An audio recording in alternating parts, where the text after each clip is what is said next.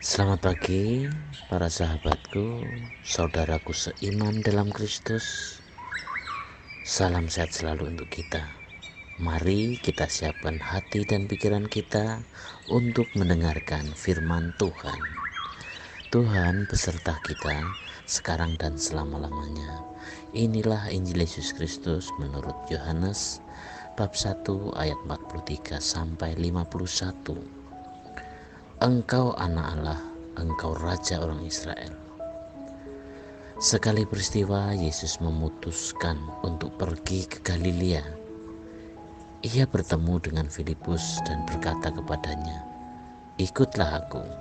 Filipus itu berasal dari Betsaida, kota Andreas dan Petrus.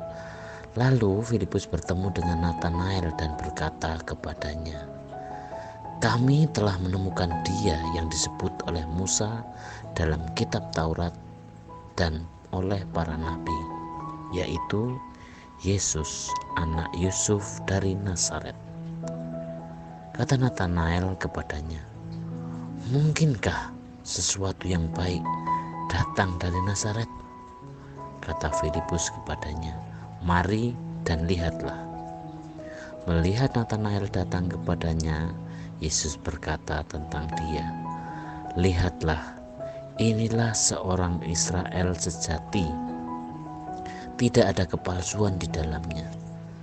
Kata Natanael kepada Yesus, "Bagaimana engkau mengenal aku?" Jawab Yesus kepadanya, "Sebelum Filipus memanggil engkau, aku telah melihat engkau di bawah pohon ara." Kata Natanael kepadanya, "Rabi, engkau anak Allah, engkau raja orang Israel." Yesus menjawab katanya, "Karena aku berkata kepadamu, aku melihat engkau di bawah pohon ara, maka engkau percaya. Engkau akan melihat hal-hal yang lebih besar daripada itu." Lalu kata Yesus kepadanya, "Aku berkata kepadamu, sesungguhnya engkau akan melihat langit terbuka dan malaikat-malaikat Allah turun naik kepada Anak Manusia." Demikianlah Injil Tuhan, terpujilah Kristus. Selamat pagi para sahabatku, sahabat suara hati, rekan muda, para seteramarian dan pendengar dimanapun Anda berada. Melalui bacaan Injil hari ini, bagaimana ucapan Filipus ditanggapi secara tidak baik dan dingin oleh Natanael. Nada ucapan Natanael menunjukkan adanya keraguan dan tanda keberatannya terhadap pernyataan Filipus bahwa Yesus adalah Mesias.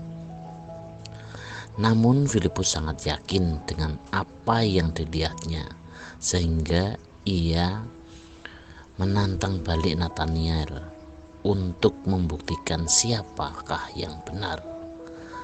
Ternyata Filipus yang benar. Yesus sendiri mempertegas perkataan Filipus. Meskipun dengan cara yang berbeda, Natanael meragukan daerah Nazaret akan menghasilkan orang-orang yang berkualitas, yang berpotensi. Yesus menyatakan pujian untuk mengungkapkan isi hati Natanael sebagai seorang Israel yang sejati. Dengan nada heran dan kaget, Natanael menanyakan bagaimana Yesus bisa mengetahui isi hatinya. Jawaban Yesus yang membawa Natanael sujud menyembah dan mengakuinya bahwa Yesus adalah Mesias, Anak Allah, Raja Israel. Para sahabatku, sahabat suara hati, rekan muda, para pendengar dimanapun Anda berada, perjumpaan Natanael dengan Tuhan Yesus kemudian akan membawa kita kepada suatu pengertian tentang kemahakuasaan dan kemahatauan Yesus. Bagaimana Tuhan Yesus mengenal Natanael? Bagaimana sifat dan kepribadiannya, yaitu seorang Israel yang sejati. Mengetahuinya di bawah pohon ara. Pada masa itu, di bawah pohon ara adalah tempat seorang rabi belajar dan mengajar. Dan bahkan walaupun Filipus yang membawa Nathanael kepada Yesus, tetapi sebenarnya Yesus sudah tahu bahwa perjumpaan ini akan terjadi melalui perkataan Tuhan Yesus sebelum Filipus memanggil engkau. Di sini kita melihat bahwa Yesus sudah terlebih dahulu mengenal dan memahami Nathanael sebelum ia mengenal Yesus.